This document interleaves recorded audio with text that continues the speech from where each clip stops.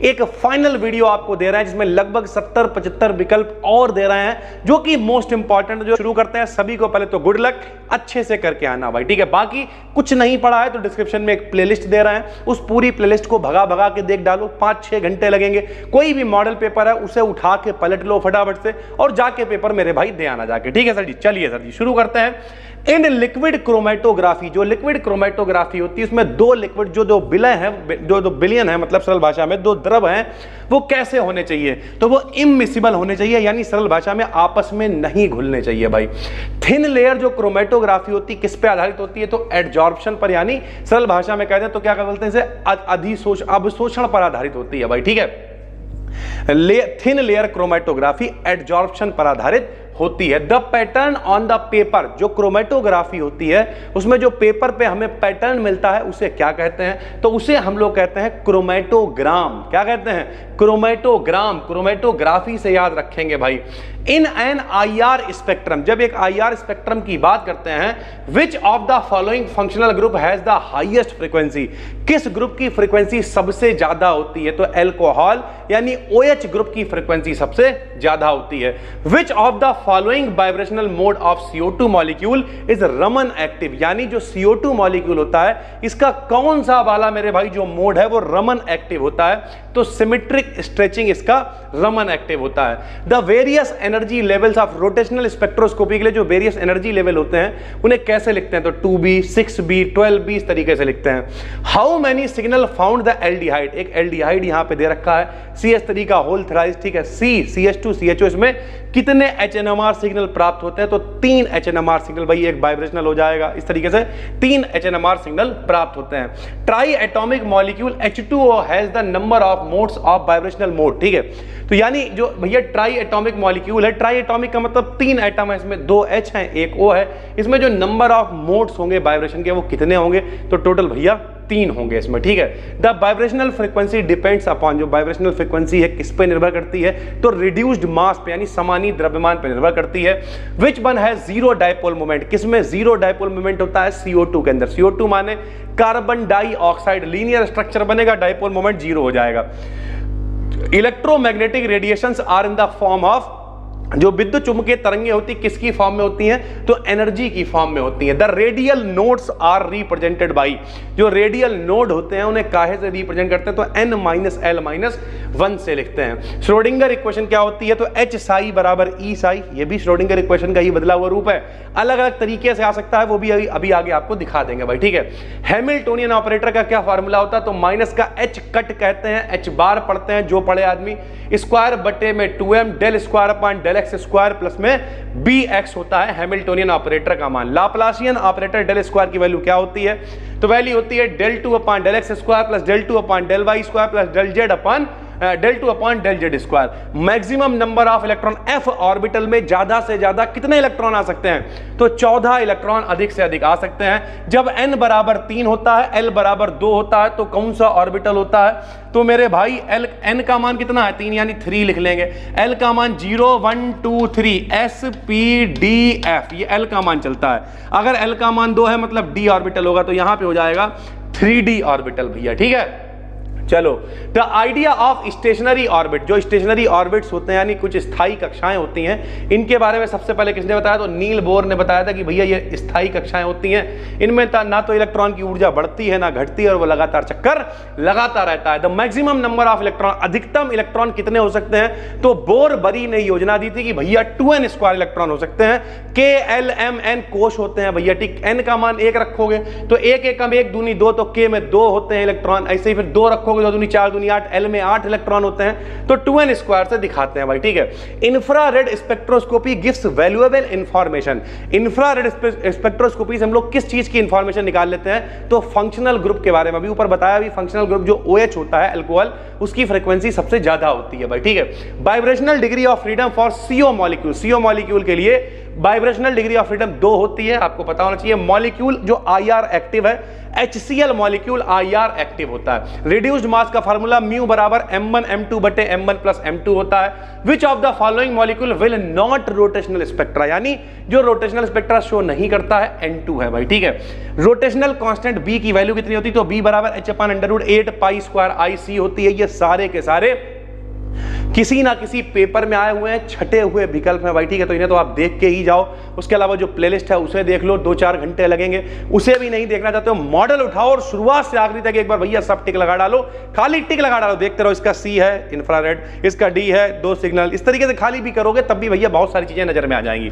Ion exchange जो resin होते हैं वो कैसे होते हैं, तो इनसॉल्युबल पॉलीमर्स होते हैं, यानी ये घुलते नहीं है। Solvent extraction is basically known है, जो सॉल्वेंट को अलग करा जाता है उसे क्या कहते हैं, तो उसे लिक्विड एक्सट्रैक्शन भी कहते हैं। What is the representation of distribution coefficient, यानी वितरण गुणांक को काहे से लिखते हैं, नसल्ट ने दिया था, K से लिखते हैं या फिर D से लिखते हैं भैया, ठीक है। सॉल्वेंट एक्सट्रैक्शन मतलब मेरे भाई किस तरीके की ये टेक्निक है, तो भैया एनालिटिकल टेक्निक कौन सी है, ये सेपरेटिंग टेक्निक है, यानी सॉल्वेंट एक्सट्रैक्शन से हम लोग सेपरेट कर सकते हैं, सॉल्वेंट को अलग कर सकते हैं। Which radiation has balance electron transition, कौन सा रेडिएशन है जिसमें बैलेंस इलेक्ट्रॉन ट्रांजिशन होता है, तो भैया यूबी में भी होता है, विजिबल में भी होता है, जो विकल्प में हो लगा देना।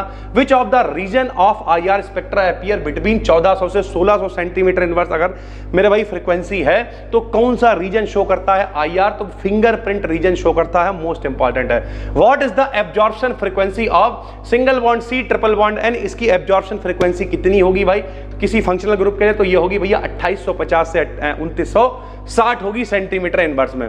Molecule which is IR inactive, IR मतलब एक्टिव नहीं होता लेकिन रमन एक्टिव होता है, ऐसा कौन है, H2 होता है, O2 होता है, N2 होता है, जो विकल्प में हो वो लगा देना।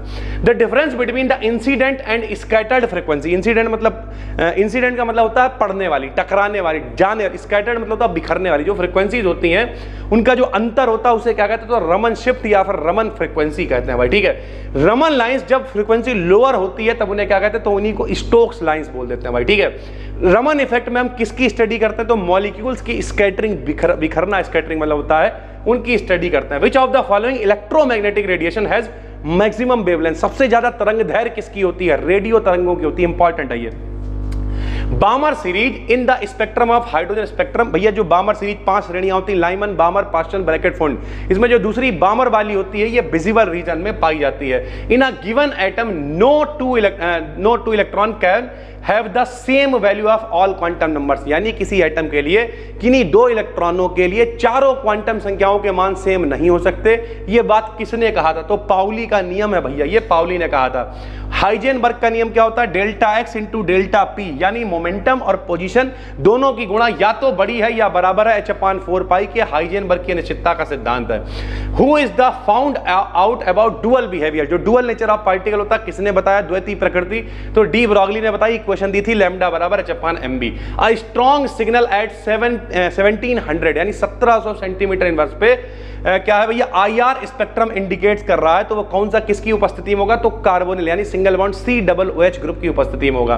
Which of the harmful radiation is stopped bye ozone layer, ozone परत जो है वो किस रेडिएशन को रोकती है, तो बचपन से पढ़ा जाता है अल्ट्रावायलेट यानी सूर्य की परावैंगनी किरणों को रोकती है। कौन सा ऑक्सोक्रोम है, तो सिंगल बॉन्ड Nr2 एक ऑक्सोक्रोम है। यूवी विजिबल स्पेक्ट्रोमीटर जो है वो किस पे काम करता है, तो बियर लैम्बर्ट लॉ पे ये काम करता है भाई, ठीक है। Which of the following shows bathochromic shift, कौन शो करता है पोलर सॉल्वेंट्स में, तो एथिलीन शो करती है bathochromic shift. Which of the following transition requires minimum energy, किस ट्रांजिशन में सबसे कम एनर्जी चाहिए होती है, तो N2 पाई स्टार में, ठीक है। The intensity of Raman peak, जो रमन पीक की इंटेंसिटी होती है वो किस पे डिपेंड करती है, तो मॉलिक्यूल की पोलराइजेबिलिटी पे, कितना वो पोलर है, कितना आसान, जैसे HCl है, H के ऊपर प्लस, Cl के ऊपर आंशिक रूप से माइनस, तो ये पोलर मॉलिक्यूल है, इस तरीके से। मास spectrometer separates ion on the basis of, जो मास स्पेक्ट्रोमीटर है किसके आधार पर आयनों को सेपरेट करता है, तो मास टू चार्ज रेशियो के आधार पर। यूवी विजुअल स्पेक्ट्रोस्कोपी को और क्या कहते हैं, इलेक्ट्रॉनिक स्पेक्ट्रोस्कोपी भी कहते हैं। एनएमआर स्पेक्ट्रोस्कोपी में किसके बारे में पढ़ते हैं, तो न्यूक्लियर स्पिन स्टेट और इलेक्ट्रॉन स्पिन स्टेट के बारे में पढ़ते हैं। Among the following the NMR inactive nucleus, यानी एनएमआर इनएक्टिव न्यूक्लियस कौन सा है, तो मैग्नीशियम एक एनएमआर इनएक्टिव न्यूक्लियस होता है। इनर्ट गैस कौन सी होती है, जो मास स्पेक्ट्रोस्कोपी स्पेक्ट्रोस्कोपी इस्तेमाल करी जाती है आयोनाइजेशन स्टेज के लिए, तो आर्गन होती है भैया। जब तुम सुन लोगे आर्गन तो जाके टिक लगा भी आओगे आर्गन यार। करेक्ट ऑर्डर बताओ तो ई जो एनर्जी है इलेक्ट्रिक वाली, उससे कम होती वाइब्रेशनल, उससे कम होती रोटेशनल, सबसे कम होती ट्रांजिशनल वाली। ठीक है भाई। If uncertainty in position of electron is zero, position of electron में अनसर्टेनिटी जीरो है, तो फिर साथ में कौन बचा? मोमेंटम। तो जाहिर सी बात उसकी उल्टी हो जाएगी, इनफाइनाइट हो जाएगी भाई। ठीक है। The presence of 3 unpaired electrons in nitrogen atom can be, भैया बिना जोड़े के जो नाइट्रोजन में 3 इलेक्ट्रॉन है उसे कौन एक्सप्लेन करेगा? हुंड ने कहा एक डब्बे को कहते हैं ऑर्बिटल, एक डब्बे में ज्यादा ज्यादा 2 इलेक्ट्रॉन आते हैं, क्लॉक और एक एंटी क्लॉक मेरे भाई। ठीक है। फॉर L = 3, अगर L का मान 3 है तो M के मान बताओ। M के मान होते हैं 12 + 1 यानी 3 दूनी 6 और 1 7 हो जाएगा भाई। ठीक है। At any point the probability of occurrence of an electron is given भाई, यानी इलेक्ट्रॉन के पाए जाने की जो संभावना उसे काहे से दिखाते हैं? प्रायिकता को, तो साई स्क्वायर से दिखाते हैं भैया। ठीक है। अनसर्टेनिटी प्रिंसिपल किसने दिया? हेजनबर्ग ने दिया। H लाइक एटम के लिए क्या फार्मूला सही है? तो En समानुपाती होता है Z²/n² के। Z² क्या है मेरे भाई? नंबर है उसका, एक जैसे हाइड्रोजन का नंबर 1 है तो उसके लिए Z = 1 होता है, तो E का मान इनवर्सली प्रोपोर्शनल होता है n² के, पता होना चाहिए। डी ब्रॉगली इक्वेशन लैम्डा बराबर h/mb होती है। Velocity of electron in hydrogen atom, hydrogen atom में जो वेलोसिटी ऑफ इलेक्ट्रॉन है decreases with increasing principal quantum number, n की वैल्यू बढ़ाते जाओगे वेलोसिटी कम होती जाएगी भाई। ठीक है। डी ब्रॉगली रिलेशन लैम्डा बराबर h/mb होता है। The spectral lines obtained with an electron jump, अगर इलेक्ट्रॉन 6 से दूसरी कक्षा में जा रहा है तो भैया उच्च ऊर्जा स्तर से अगर पहले में जा रहा है तो लाइमन, दूसरे में जा रहा है तो बामर, तीसरे में जा रहा है तो पास्टन, ऐसे ही सीरीज चलती ना, बोलो मेरे साथ में, लाइमन बामर पास्टन ब्रैकेट फंड। छठे से दूसरे में जा रहा है तो लाइमन बामर, बामर सीरीज होगी भाई। ठीक है। Which of the following conditions is incorrect, कौन सी कंडीशन जो है वो गलत है?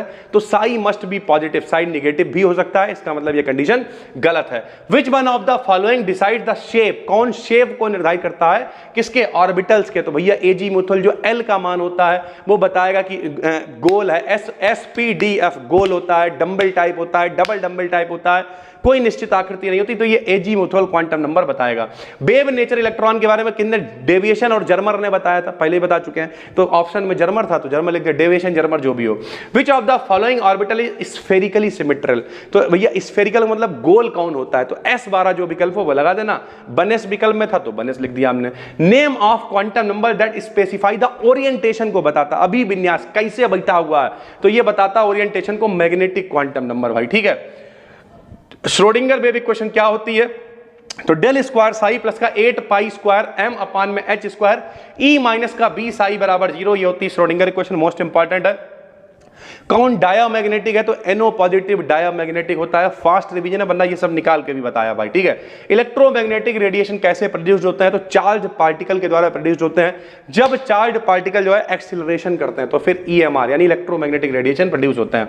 स्प्लिटिंग ऑफ स्पेक्ट्रल लाइंस, जो स्पेक्ट्रल लाइंस होती हैं एक्सटर्नल फील्ड की उपस्थिति में उनका बट जाना, स्प्लिट हो जाना, टूट जाना, स्टार्क इफेक्ट कहलाता है। कौन सा? क्रोमोफोर है, तो single bond N, double bond N जो आपको दिख रहा है ये क्रोमोफोर है। क्रोमोफोर की कंडीशनें कुछ होती हैं भैया। ठीक है, कि अनसैचुरेटेड होना चाहिए इस तरीके की, फिलहाल ये क्रोमोफोर है।